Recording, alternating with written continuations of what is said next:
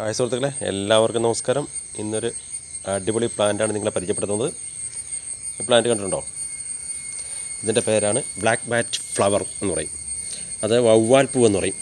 അതിനങ്ങനെ പറയാനായിട്ട് നിങ്ങൾക്ക് ആ ഫ്ലവർ കാണുമ്പോൾ തന്നെ മനസ്സിലാവും. കണ്ടോ?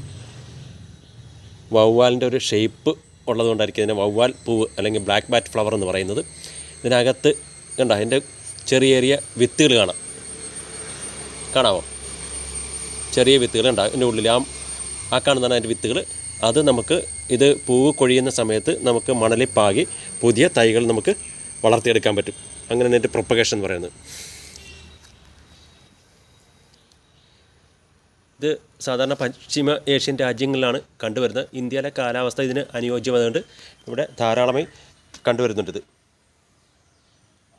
മനോഹരമായ ഒരു പ്ലാന്റാണിത്.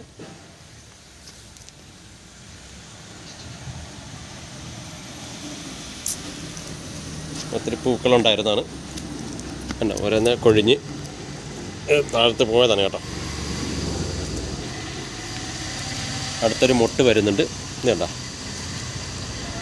അടുത്ത മൊട്ട് റെഡിയായി വരുന്നുണ്ട്. വിരിയാൻ പാകത്തിന് ആയി വരികയാണ്. ഒരു 3-4 ദിവസം കഴിയുമ്പോഴത്തേക്ക് ഇത് നല്ല ഭംഗിയായിട്ടുള്ള ഫ്ലവർ, വലിയ ഫ്ലവർ, ഒരു 8 ഇഞ്ചോളം വലിപ്പം ഫ്ലവറിന് തന്നെ ഉണ്ടാവും.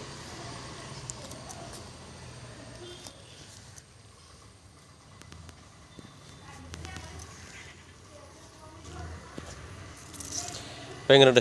നിങ്ങൾക്ക് പ്ലാന്റ് ഇഷ്ടപ്പെട്ടോ? ഇഷ്ടപ്പെട്ടെങ്കിൽ ലൈക്ക് ചെയ്യാനും ഷെയർ ചെയ്യാനും മറക്കരുത് കേട്ടോ. Okay, thank you.